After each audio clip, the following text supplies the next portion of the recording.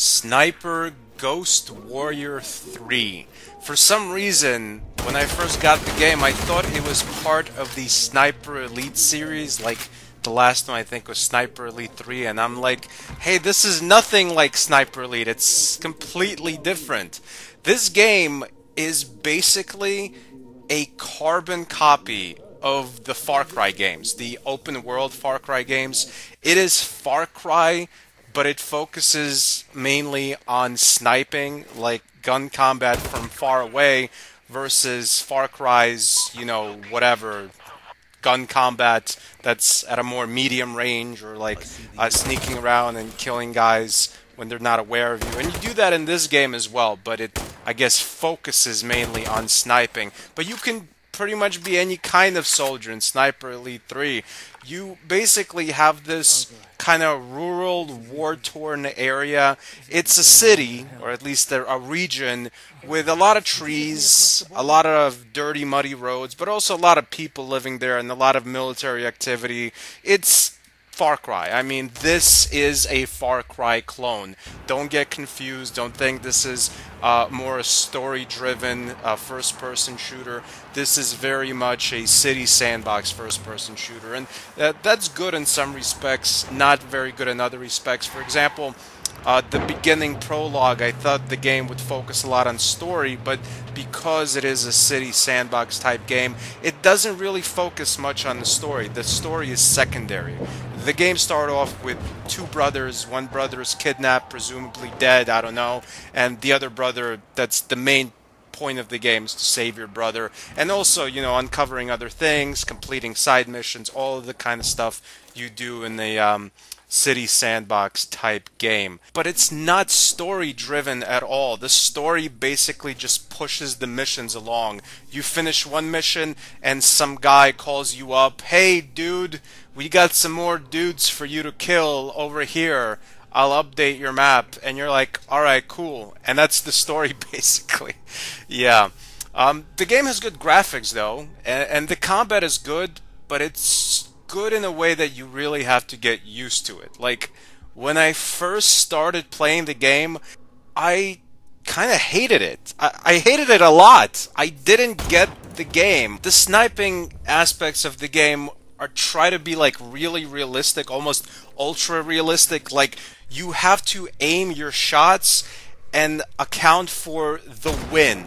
So when you're aiming your gun at some guy, your crosshair, you're not shooting him in the face. You're literally shooting to the side of his face, depending on how the wind is blowing.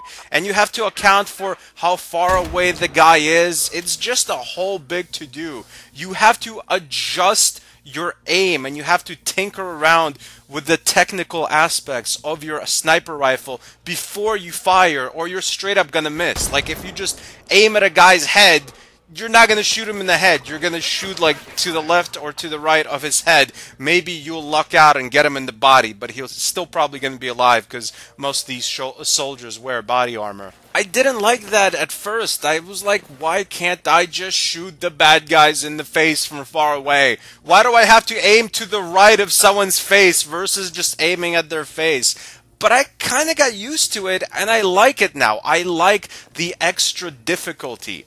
And it's not just difficult in terms of the sniping aspects. The game tries to be ultra realistic in pretty much everything. Like, you can't run into an enemy base, guns blazing, and just expect to kill a team of like 12 enemy soldiers. You're gonna get your ass kicked. You have to sneak around. You have to hide in the bushes. You have to stay behind corners. You can't take a lot of damage in this game. It's very realistic in terms of that. The game really focuses on stealth, even when you're not using a stealth gun. If you're just using a regular AK-47, you still have to hide in the brushes, wait for the enemies to come at you, crawl around, not make a lot of noise with your footsteps. I really like that aspect of the game. It keeps you on your toes. And one thing I don't get is the game didn't get good ratings. Like, I checked the general review consensus for the game because I was looking up some keywords for the game, and apparently people hate it. It got like an average of like 50 or 60, out of 100, which is basically failing. That's like a C minus, if not a D. It got horrible scores. I didn't bother reading anyone else's reviews or watching them, but I'm just curious as to why. I don't get that at all. I think it's maybe people were like me at first. They hated the game because of how complex the actual sniping is. Like, you can't just shoot someone in the face, and for how much more difficult it is than, say, a Far Cry, a game it's emulating. There are some things that are absolutely unacceptable, like some things that are horrible in this game, and mostly it's graphical issues. There's a few problems with that, but that's minor.